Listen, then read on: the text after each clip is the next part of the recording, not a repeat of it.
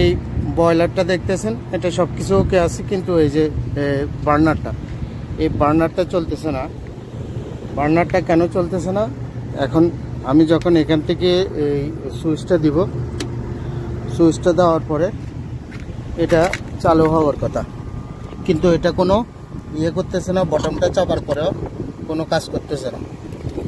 এটার সমস্যাটা কি সেটাই দেখার বিষয়।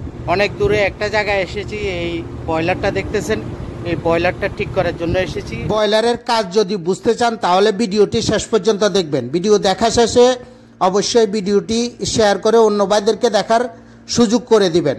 ভিডিওতে লাইক কমেন্ট করতে ভুলবেন না। তো আমি প্রথমে এখান থেকে বন্ধ করে দেব। বন্ধ করে দেওয়ার পরে এখানে পানি আছে কিনা সেটা দেখা খুবই জরুরি, যেহেতু ওখানে কোনো কাজ করতেছে না। এখন পানি আছে কিনা এটার জন্য আমাকে লেভেলটা খুলে দেখতে হবে। তো আমি এখানে পানি ছাড়ি, দেখি একটু। পানি পড়তেছে এখানে, কিন্তু এরপরও এটা চালু হচ্ছে না।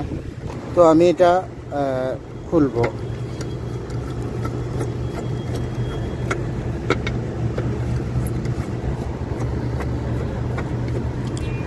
এই বক্সটা আমি খুললাম।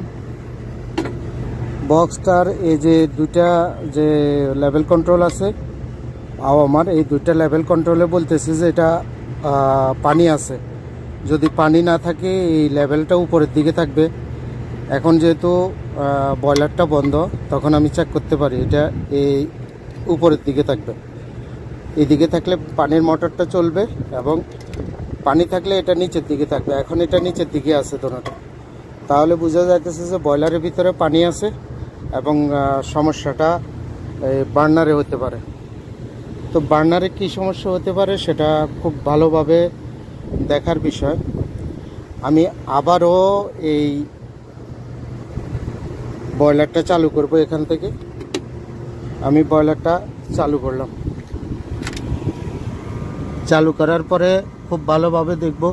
এখানে একটু আওয়াজ হচ্ছে, কিন্তু এটা কাজ করতেছে না। আমি যদি অটোমেটিক দাবাই তাহলে ফ্যান মোটরটা চলতেছে না। এটা ফ্যান মোটরটা না চললে এখন করণীয় কি?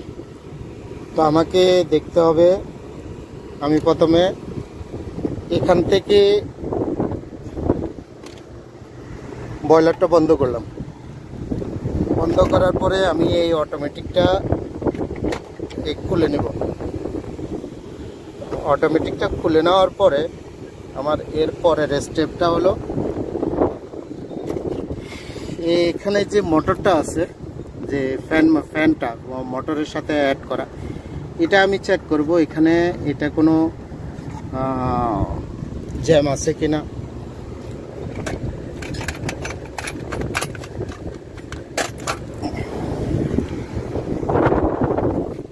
আমি এখন এই বার্নারের যে যারা এই রিয়েলো বার্নারটা ব্যবহার করেন তারা বুঝবেন, কিন্তু অন্য সব বার্নারের বেলায় এই সমস্যাটা আসে। তাহলে আপনারা দেখতে পারেন এই যে ভিতরে যে ফ্যানটা আছে, এটা আমি চেক করব, যে ঘুরানোর চেষ্টা করব। যদি এটা নর্মালি ঘুরে তাহলে ফ্যান মোটরটা ঠিক আছে। আমি আবারও দেখানোর চেষ্টা করতেছি কাছের থেকে। এখানে রোদ অনেক, ছাদের উপরে বয়লার। দেখুন এই ফ্যান মোটরটা নর্মালি ঘুরতেছে। ফ্যান মোটরটা নর্মালি ঘুরতেছে, তার মানে ফ্যান মোটরে কোনো সমস্যা নেই। অনেক সময় এই ফ্যান মোটরটা জাম হয়ে যাওয়ার কারণে যখনই বার্নারটা চালু করি কোনো শব্দ করে না, কিন্তু এভাবেই থাকে, চালু হয় না, শব্দও করে না। যাই হোক, এখন যেহেতু এই কেসটা আসতেছে, তো সেই ক্ষেত্রে আমি একটা বিষয় দেখতে চাই।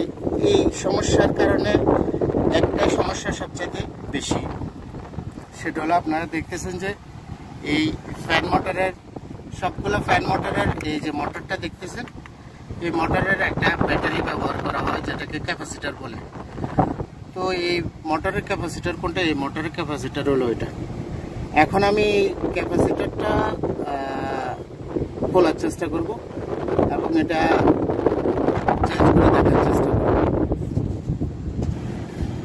এই যে ক্যাপাসিটরটা এটা আমি খুলে নিয়েছি। এখন আমি এই ক্যাপাসিটরের জায়গায় আরেকটা ক্যাপাসিটর আমি ফিটিং করব।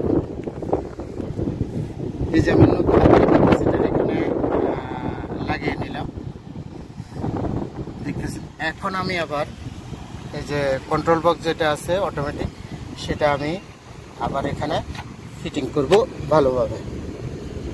ফিটিং করার পরে এখন আমি আবার এটা এখান থেকে চালু করব।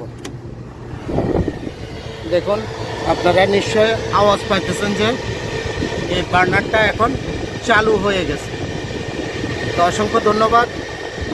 ভিডিওটি অবশ্যই শেয়ার করে অন্য ভাইদেরকে দেখার সুযোগ করে দিবেন। ভিডিওতে লাইক কমেন্ট করবেন। ওকে, আল্লাহ হাফেজ।